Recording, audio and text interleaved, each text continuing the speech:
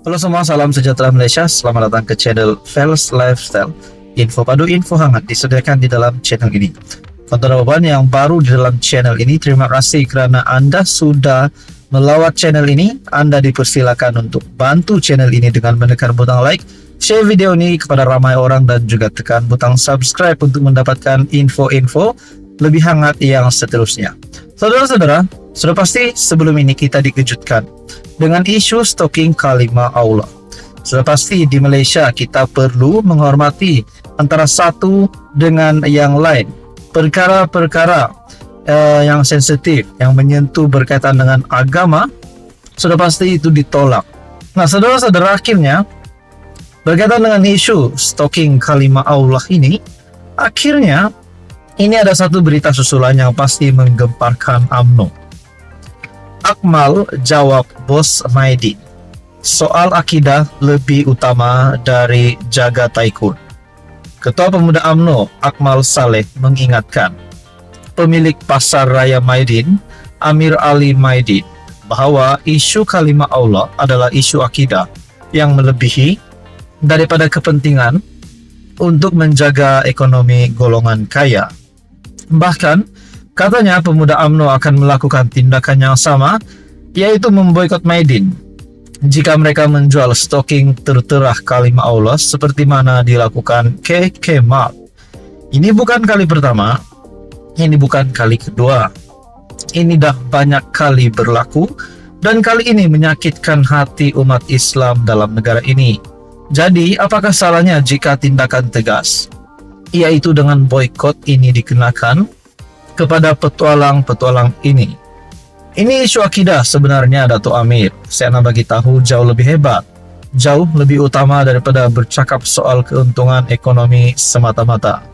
Adakah cukup dengan hanya minta maaf, buat salah minta maaf, lepas tu kita sudah berpuas hati disebabkan kita nak jaga ekonomi, nak jaga tycoon-tycoon ini? Ini bukan isu mengenai kekemat, ini bukan isu Cina ataupun tidak. Ini isu kekemat telah menghina orang Islam. Jadi tindakan tegas perlu diambil oleh orang Islam dalam negara ini, katanya dalam satu rakaman video yang dimuat naik di media sosial. Semalam pemilik Pasar Raya Maidin itu dilapor mengkritik tindakan Akmal yang menurutnya mengeksploitasi isu penjualan stalking tertera kalimah Allah. Dia nak heboh-hebohkan lagi buat apa? Sebetulnya parti politik menjauhi isu 3R. Kalau dah terjadi, kita tak mahu bakar lagi, letak minyak tanah lagi, kata Amir di petik Free Malaysia Today. Dalam pada itu Akmal berkata, apa yang dilakukan oleh pemuda UMNO adalah bertujuan untuk mempertahankan kesucian agama Islam. Saya nak bagi tahu juga, Dato' Amir, jika perkara ini berlaku dalam Maidin, sekalipun kita akan melakukan perkara sama juga kepada Maidin. Jadi apa salahnya jika tindakan tegas, yaitu dengan boikot ini, dikenakan kepada petualang-petualang ini, katanya lagi. Menjawab kritikan bekas Menteri Rafidah Aziz, Akmal menjelaskan tindakan diambil pemuda UMNO adalah ekspresi bantahan umat Islam apabila agama Islam dipersenda. Nah, saudara-saudara, tonton apa komen Anda berkaitan dengan isu ini? Adakah selepas ini mana-mana pihak yang cuba untuk mengkritik Akmal ataupun mana-mana pemimpin politik yang mahu kekemat diboikot? Adakah mana-mana pihak yang mengkritik tindakan ini akan dikenakan tindakan undang-undang pula? Nah, semua ini menjadi persoalan. Apa komen Anda? Sekian saja, teruskan di dalam channel ini. Yang penting kita mendapatkan jalan penyelesaian yang terbaik dan perpaduan dan keharmonian di antara agama, bangsa, dan negara di Malaysia ini terjaga. Padu. Hampir setiap hari saya mendengar rakan, saudara mara, terutamanya keluarga terdekat yang bercakap tentang padu. Bahkan kita dikejutkan baru-baru ini dengan satu kenyataan daripada media sosial. Saya melihat di laman Facebook semalam ataupun kebelakangan ini yang menyebut Sarawak menolak untuk mengisi ataupun menolak padu. Nah, teman-teman, lebih kurang begitulah bunyinya. Namun saudara-saudara, siapa yang patut dipertanggungjawabkan untuk menjawab isu ini? Saudara-saudara, berkaitan dengan padu, akhirnya Perdana Menteri dengan satu pendedahan. Dalam artikel daripada Malaysia Kini, Perdana Menteri minta revisi perjelas isu daftar padu pada kabinet. Nah, di dalam artikel yang lain dari Malaysia Kini juga, menurut Puat Zarkashi berkata, padu bukti kegagalan Raja Formula Rafizi, kata Puat Zarkashi. Nah, saudara-saudara, kalau ini menjadi satu kegagalan Rafizi, adakah Rafizi layak untuk mempertahankan jawatan beliau sebagai Menteri Ekonomi? Nah, saudara-saudara, ataupun sebagai jawatan yang digalas oleh Rafizi hari ini. Nah, kita kembali kepada artikel sebentar tadi di mana Perdana Menteri meminta Rafizi perjelas isu daftar padu pada kabinet. Menteri Ekonomi Rafizi Ramli diminta memberi penjelasan kepada jemaah menteri berhubung isu pendaftaran pangkalan data utama padu minggu depan, kata Perdana Menteri Datuk Seri Anwar Ibrahim. Artikel diterbitkan pada 23 Mac.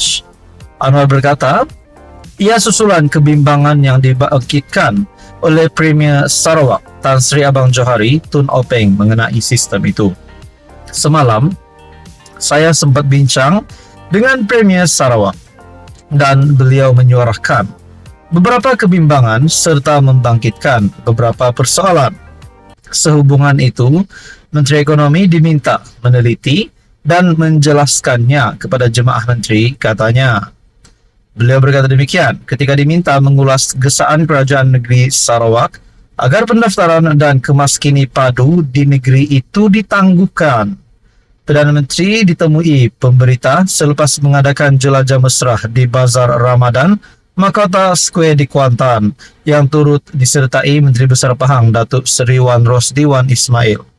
Nah, saudara-saudara, di dalam artikel yang saya sebut sebentar tadi yang dinyatakan oleh Pak Zarkashi, di mana padu bukti kegagalan Raja Formula Rafizi.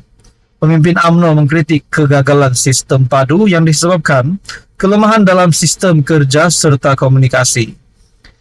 Ahli Majlis Kerja Tertinggi MKT UMNO Muhammad Puat Zarkashi berkata, ia juga memberi gambaran kegagalan Menteri Ekonomi Rafizi Ramli. Rafizi dikaitkan dengan Raja Formula gagal. Formula dia semua tidak menjadi. Padu itu Rafizi, Rafizi itu padu, padu dilihat gagal. Itu sebab PMX minta Rafizi perjelas isu padu kepada Kabinet. Kerajaan Sarawak secara terbuka negatif pada padu. Ia ibarat telanjangkan diri kata seorang menteri Sarawak. Padu gagal kerana sistem kerja gagal, komunikasi gagal dan image Rafizi yang gagal. Apakah delivery sistem kebajikan rakyat akan terencat dan tambah kucar-kacir? Tulisnya dalam satu hantaran FB. Terdahulu Sarawak meminta beberapa perubahan dibuat berkaitan maklumat pribadi yang diminta dalam sistem padu. Menteri Pelancongan Industri Kreatif dan Seni Persembahan Sarawak, Abdul Karim Rahman Hamzah berkata, pendaftaran padu ibarat menelanjangkan diri. Apa komen Anda berkaitan dengan isu ini? Sekian saja, teruskan bersama di dalam channel ini untuk info yang seterusnya. Jangan lupa tekan butang like, share dan juga subscribe.